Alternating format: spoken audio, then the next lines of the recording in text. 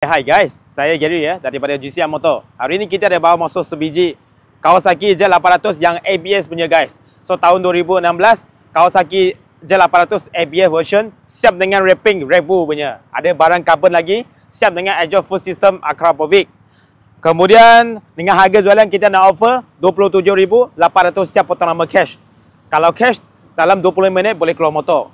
Lepas tu kalau loan kredit minimum deposit 100, bulanan 400 lebih selama 7 tahun.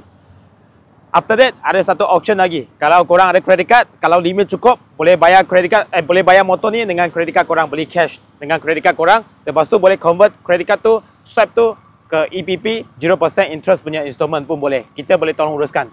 PM kita untuk dia punya TNC. Dengan kita ada percuma warranty setahun bagi korang term and condition.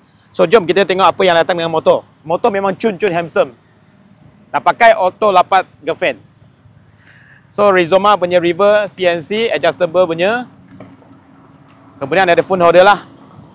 Ini pun ini kita tutup, nanti akan buka. Ini ring light Rizai punya side mirror. Windshield depan yang sporty dia dah tambah. So ini full wrapping ya, full wrapping untuk Red Bull. Korang tengok. Tengok warna dulu. Full wrapping untuk Red Bull punya. Memang cun. Right. So sinar depan LED. Fender depan dia dah buat yang custom. Buat yang carbon. Korang tengok ni. Dia dah buat yang carbon, memang lawa.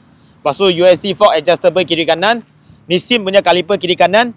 Tengok dia punya disc pun bersih lagi guys. Memang padu. Rim dia buat warna gold. So tayar depan pakai tayar Magellan. Size 120/70/17. Masih ada around 90% lagi. Tayar baru tukar tak lama. Radiator guard dah ada. So bersih lagi guys. So exhaust full system. Tengok limpai depan sampai belakang. Muffler pakai Acra. Okay, full system exhaust. Kemudian ada slider. Fan slider, engine guard. Ini pun carbon. So ini pun carbon lah. Kemudian harga tengok. Harga tu berkilat dengan carbon, memang nampak berkilat. Nanti kita tengok sebelah pula. So depan belakang pakai ABS. Belakang pun pakai kaliper Nissin. Bobin dah ada. So tayar 1855/17. Belakang pun pakai Magellan. Masih ada 90% lagi. Tayar baru tukar. Okay, holder number frame belakang boleh simpan. Number frame pun lawa 744. So tengok harga dia, carbon tu. Memang handsome guys. Right. So last kita payung kat korang dia punya sound.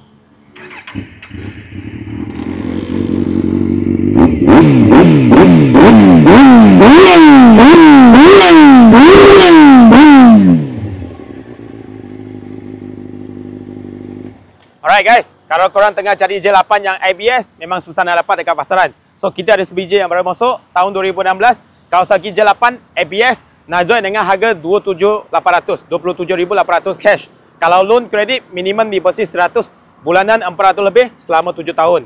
Kemudian kalau kredit card korang ada, limit cukup, boleh swipe guna kredit card korang, boleh buat EPP, easy payment dengan bank korang dengan 0% interest. Boleh PM kita untuk dia punya TNC. Kemudian kita ada FOC bagi warranty setahun, percuma warranty setahun bagi korang. Kalau minat motor ni, tolong PM, kita Roger sampai jadi. So tolong like, tolong komen, tolong share. See you guys. Bye.